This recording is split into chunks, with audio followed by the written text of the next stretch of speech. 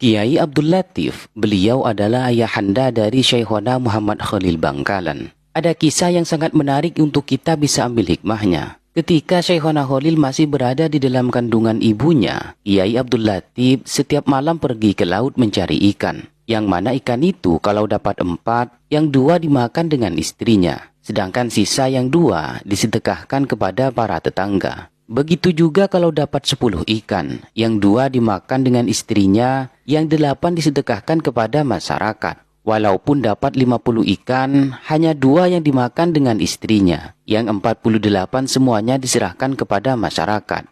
Sehingga tidak jarang Kiai Abdul Latif ditanya oleh masyarakat, apa tujuannya, kenapa selalu bersedekah setiap hari dan setiap malam? Beliau menjawab, saya hanya ingin doa sampean semua. Mudah-mudahan anak saya yang ada di dalam kandungan istri saya kelak menjadi seorang ulama min ahlil ilmi dan menjadi orang soleh. Sampai pada suatu ketika, waktu itu cuaca sangat ekstrim sekali. Hujan deras disertai angin, lengkap dengan ombak yang sangat besar. Sehingga membuat para nelayan gak ada yang mau melaut karena kondisi seperti itu.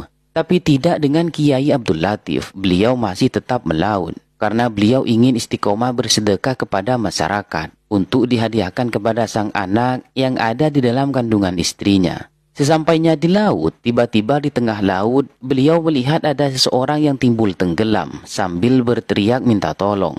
Akhirnya didekati oleh Kiai Abdul Latif dan orang itu diangkat ke perahunya. Setelah mengucapkan terima kasih, kemudian orang itu berkata, "Kamu tahu siapa saya?" ucap orang yang hampir tenggelam tadi.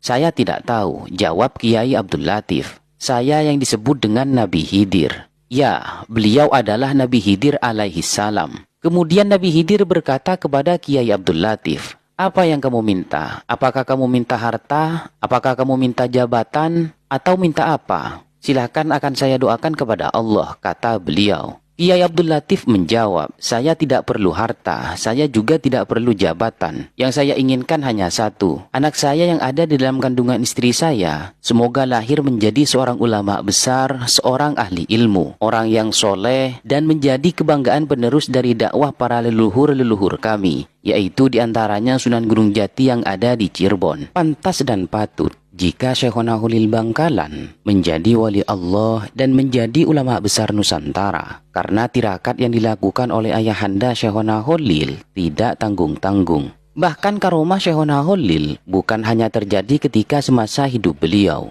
bahkan ketika Syekhona Khalil wafat, karomah beliau semakin nyata dengan banyaknya peziarah yang datang setiap hari dari segala penjuru Indonesia. Makam Kiai Abdul Latif ada di sebelah selatan makam Syekhona Khalil, yang berdampingan dengan makam Kiai Asror, yang merupakan buyutnya Syekhona Khalil. Juga berdampingan dengan Kiai Kafal, yang merupakan kakak ipar dari Syekhona Muhammad Khalil Bangkalan. Satu hal yang menjadi kesan ajaran yang bisa kita implementasikan dalam kehidupan sehari-hari, yaitu pentingnya kita selalu berbagi dan selalu bersedekah kepada orang lain. Karena sejatinya, apa yang kita sedekahkan akan kembali kepada diri kita sendiri. Kisah ini bisa dipertanggungjawabkan sanadnya karena admin mengutip dari kisah yang disampaikan oleh Ustadz Taifawaz Muslim ketika diwawancarai oleh reporter Nusa TV. Semoga kita diakui murid Syekhona Khalil dan mendapatkan syafaat Nabi Muhammad SAW dan berkumpul di surganya Allah Subhanahu wa Ta'ala. Wallahu a'lam.